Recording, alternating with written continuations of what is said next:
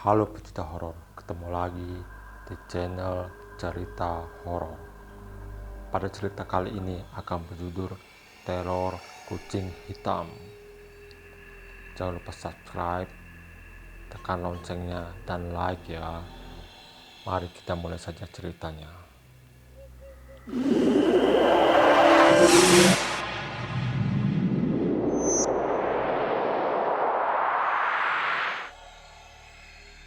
Farid adalah pemuda berumur 24 tahun yang kesehariannya bekerja penuh waktu di salah satu mal yang berada di Jakarta Utara sebagai pramusaji. Sebuah petaka akhirnya menimpa Farid setelah ia tidak sengaja menabrak seekor kucing saat perjalanan pulang ke kos-kosannya setelah ia bekerja. Lantas, kejadian-kejadian aneh apa dan petaka apa yang akan diterima oleh Farid setelah ia menabrak hewan tersebut? Oke, langsung aja kita mulai horornya ya guys. Farid, pemuda yang dikenal sebagai pekerja gigih itu, memang seringkali mengambil jatah lembur di tempat kerjanya sebagai pramusaji saat ia diperlukan. Begitupun ketika menjelang hari libur akhir pekan, ia pasti jarang absen untuk mengambil waktu lembur, terkecuali ketika tubuhnya benar-benar sedang tidak fit.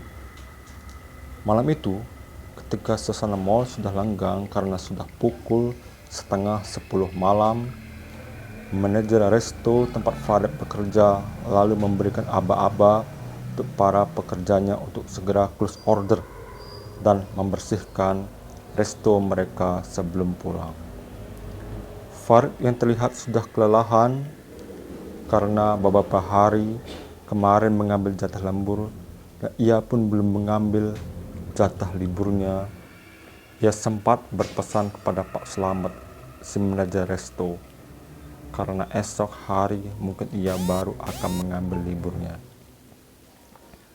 Beruntung permintaan Farid itu akhirnya bisa diizinkan karena mengingat esok hari adalah hari Senin yang biasanya tak banyak pengunjung mal yang datang untuk makan di resto tersebut. Oh, nggak apa-apa Rid, besok kan nggak terlalu ramai restonya, kamu boleh kok ambil jatah liburmu. Ngomong-ngomong, selamat istirahat ya Rid. Terima kasih, 3 hari berturut-turut kamu sudah mau saya suruh lembur untuk menggantikan Benny yang tidak masuk, ucap Pak Slamet kepada Farid sambil melambaikan tangannya ketika hendak pulang ke rumah masing-masing. Begitu Farid ini sampai di basement untuk mengeluarkan sepeda motornya, mendadak kepala Farid pusing dan rasanya tidak seperti pusing biasa karena tak kunjung reda. Farid mulai sempoyongan saat menjalankan laju motornya itu. Sampai pada akhirnya ia memutuskan untuk menancap gas kencang-kencang agar bisa sampai di kos-kosannya dan segera meminum obat. Naas, baru di tengah perjalanan, rasa pusing itu mulai menjalar ke bagian mata dan membuat penglihatan Farid pun buyar akibat kunang-kunang. Tiba-tiba, bruk, motor Farid terjatuh karena oleng setelah menabrak seekor kucing. Farid sekilas melihat kucing yang baru saja ia tabrak itu. Tampak tubuhnya mengejang dengan luka parah akibat tersambar motor Farid dalam kecepatan tinggi. Ia sendiri hanya memindahkan kucing hitam dalam keadaan sekarat itu ke pinggir jalan dan lalu kembali melajukan motornya ke kos-kosannya. Begitu sampai di kos-kosannya, Farid segera merebahkan tubuhnya di atas tempat tidur sesudah ia menenggak obat penahan rasa sakit kepala.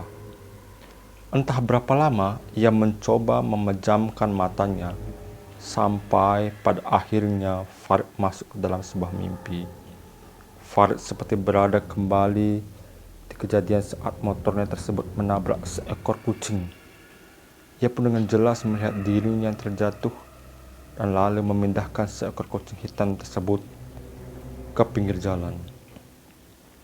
Namun, kini yang tak bisa lepas dari penglihatannya di dalam mimpi tersebut adalah ada sosok seperti genderuwo hitam dengan berbulu lebat dan memiliki dua taring yang tampak memperlihatkan dirinya dari kejauhan.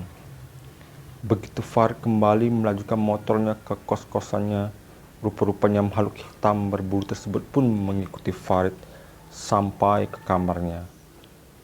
Farid seolah tidak bisa berteriak, manakala sosok hitam berbulu itu mencoba untuk mencekik Farid saat Farid alap tertidur.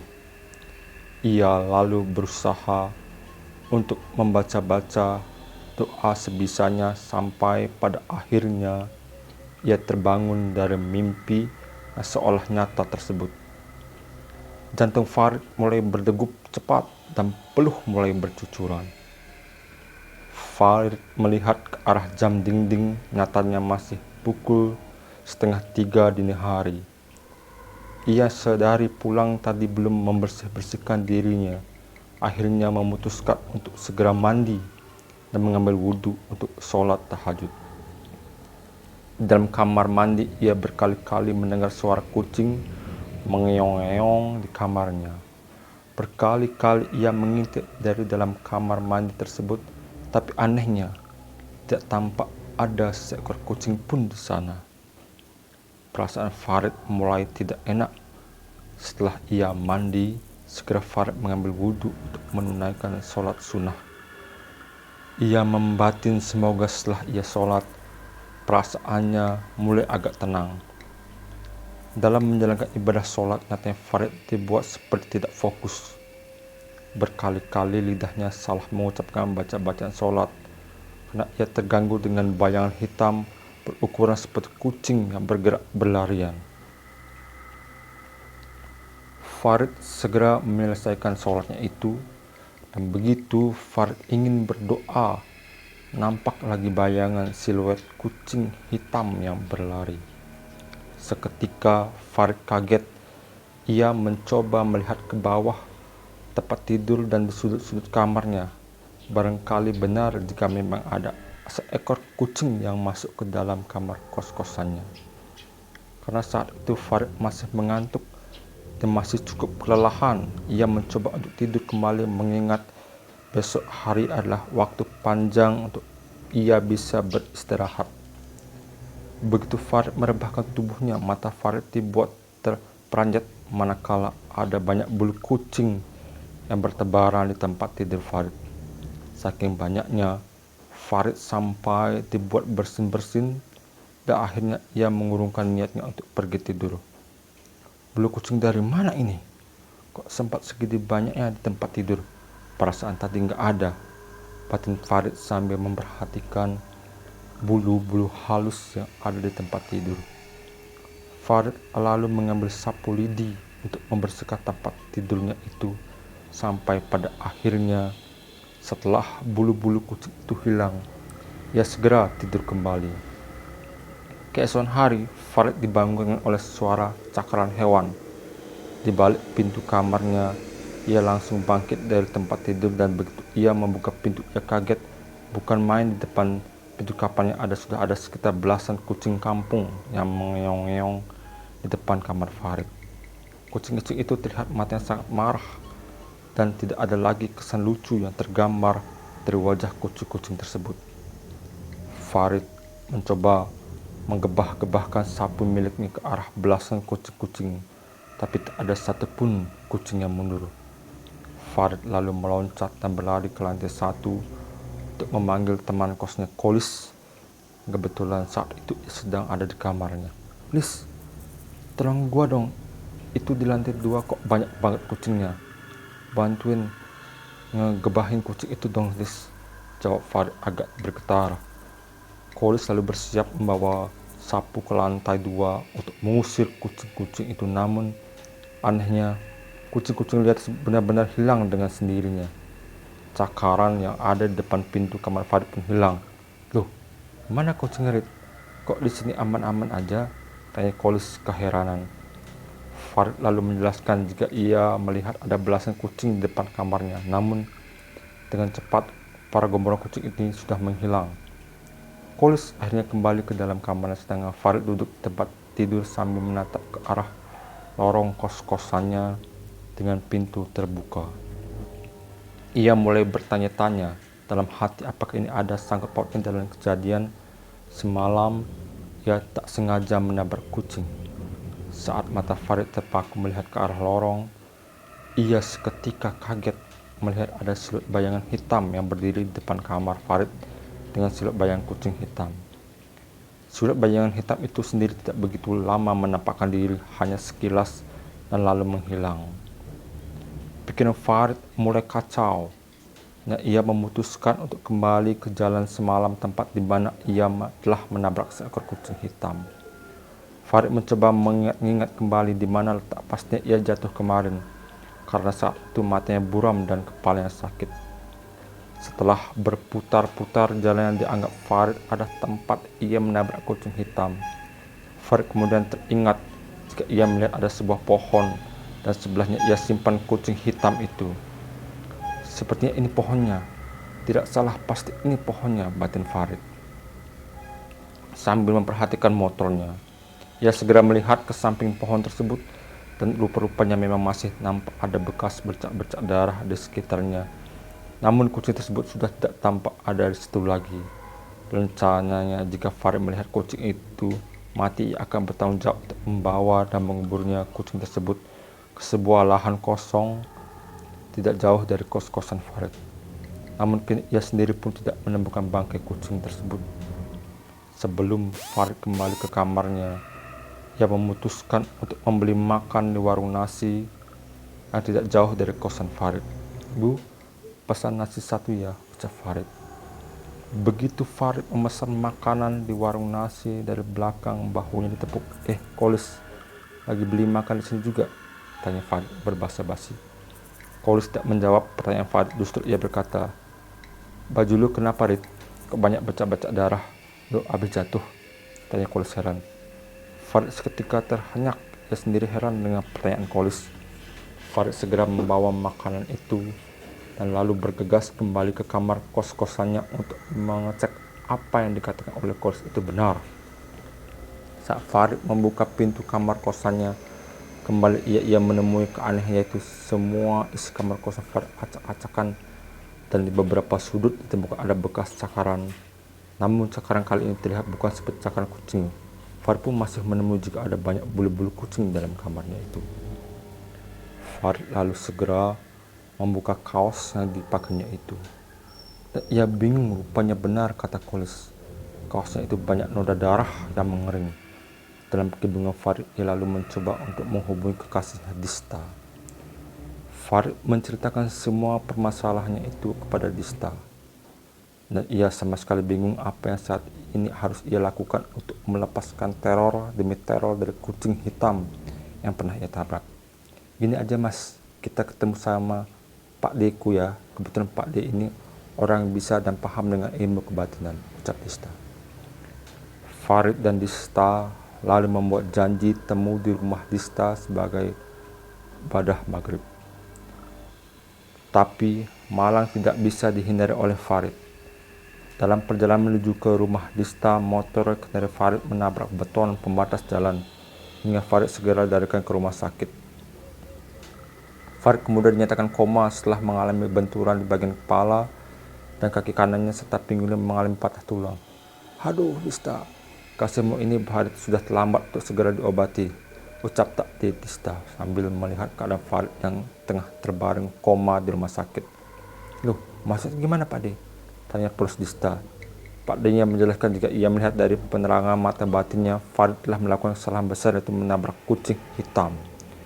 Kucing hitam tersebut bukanlah sembarang kucing hitam biasa, namun kucing tersebut adalah jelmaan jin saat itu tengah menyeberang jalan.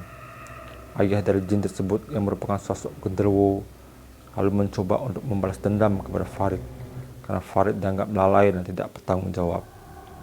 "Berdoa saja ya Dis, semoga Farid bisa segera sadar dan cepat pulih kembali." Pak D pun akan ikut mendoakan Farid dan juga mencoba berkomunikasi dengan jin tersebut agar tidak membawa Farid ke alamnya.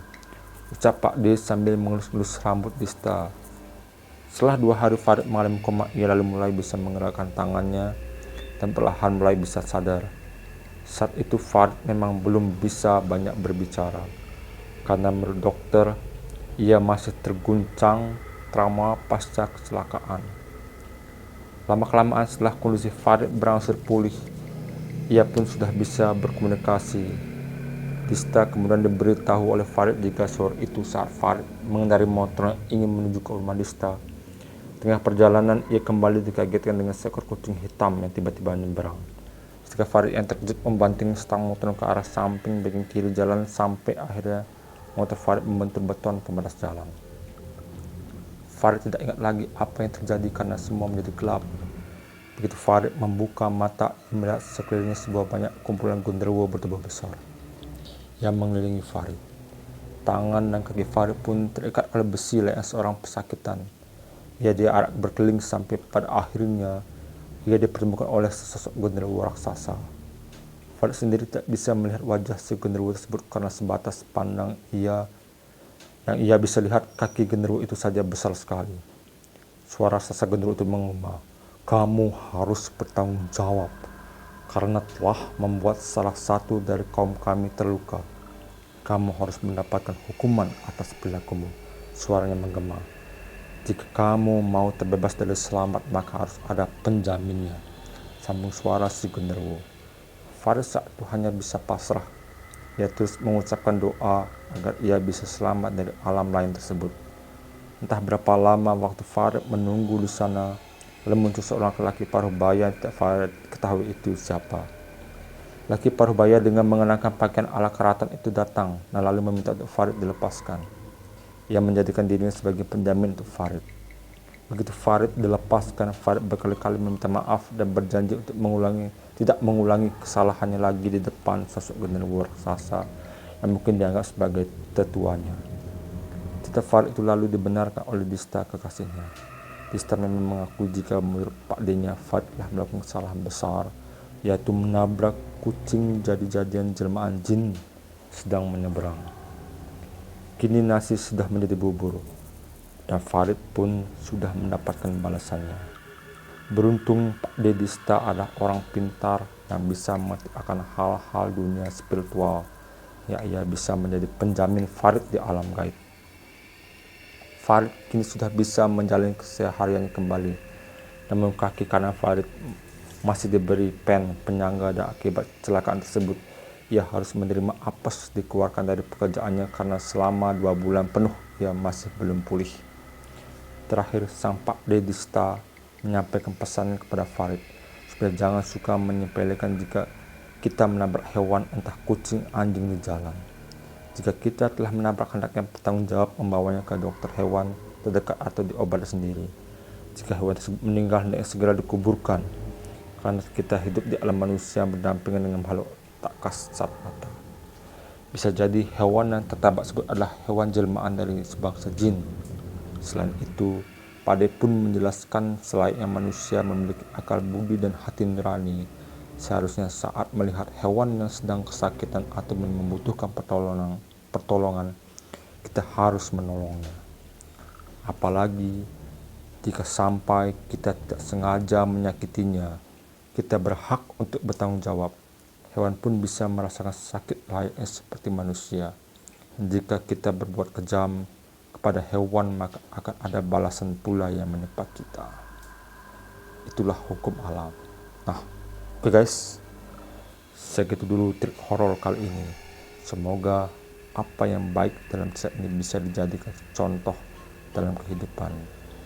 Terima kasih. Sekian.